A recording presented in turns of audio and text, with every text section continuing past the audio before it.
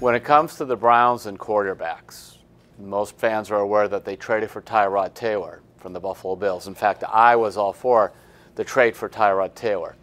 And one of the things that I think fans are going to have to understand is, for example, the Browns had sort of a supersonic type quarterback here, but that was like this cell phone with the passcode. Here's the problem. The passcodes they kept putting in didn't work. So what good is this fat, super duper cell phone if you can't work it? That was DeShone Kizer.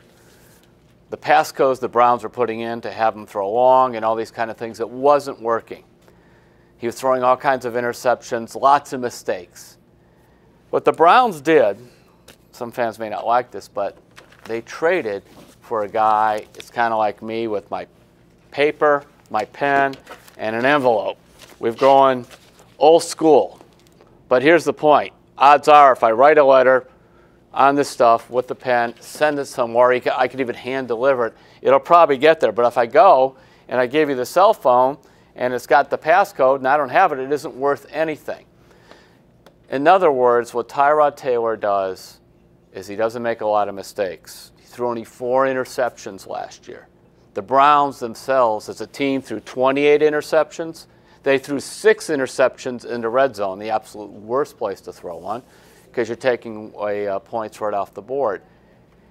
So why would Buffalo trade a guy with a 22-20 record who led them to the playoffs and was a reliable quarterback? Here's why. After a while, I think we all get a little tired of the pad and the envelope. We want something faster. We want the cell phone that could do all these things. So that's what's going to happen probably here. Tyrod-Taylor will be much better than the cell phone that didn't work. In other words, a quarterback that didn't work. But fans will say, gee, you know, he doesn't throw a lot of interceptions, but he doesn't make a lot of big plays either. He was 25th in touchdown passes last year. You know, that's a problem. But you have to put it in the context of where the Browns were a year ago. Forget the fact that the Browns quarterbacks could not help them win a game. The Browns quarterbacks kept losing games for them with all the interceptions and the fumbles and everything else. Tyrod-Taylor may not win a lot of games with great plays, but it's kind of like the pen and paper. It's reliable. At least for now, it'll work. Like if your cell phone's not working, but you need to get a letter to somebody, you would take a pen and paper and envelope. It's better than just trying to scream across state lines or something. Now, finally, here's the thing that's going to happen, though. You'll be about mid-season or so, you'll be watching Tyrod-Taylor, and you'll say, gee, this guy doesn't make any bad plays, but when's he going to make some really good ones or some big ones? And that's exactly where the Buffalo Bills got with him.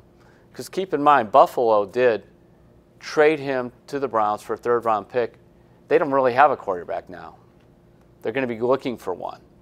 In other words, they decided we'd rather start all over than have Tyrod-Taylor at $16 million on their payroll. Now, for me, given what the Browns are through, I'd rather have the folder, the envelope, than the cell phone.